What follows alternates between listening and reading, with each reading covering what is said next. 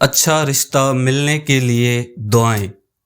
ماں باپ، بڑے بھائی بہن کو چاہیے کہ بچوں اور چھوٹے بھائی بہنوں کو جوان ہونے کے بعد ایسی دعائیں یاد کروائیں جن میں اچھے رشتے کا ملنا اور عافیت کے ساتھ زندگی کا گزارنا طلب کیا گیا ہے، چونکہ یہ دعائیں خود اللہ تعالی ہی نے بتائی ہیں۔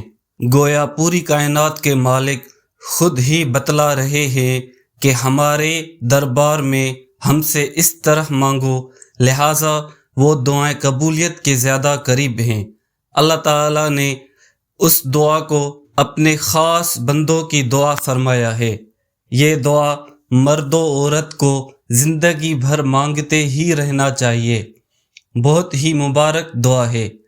اس میں شوہر، بیوی، بچے، خاندان سب کے لیے دنیا و آخرت دونوں کی دعائیں آ گئیں۔ والذین یقولون ربنا ھب لنا من ازواجنا وذریاتنا قرۃ اعین واجعلنا للمتقین اماما۔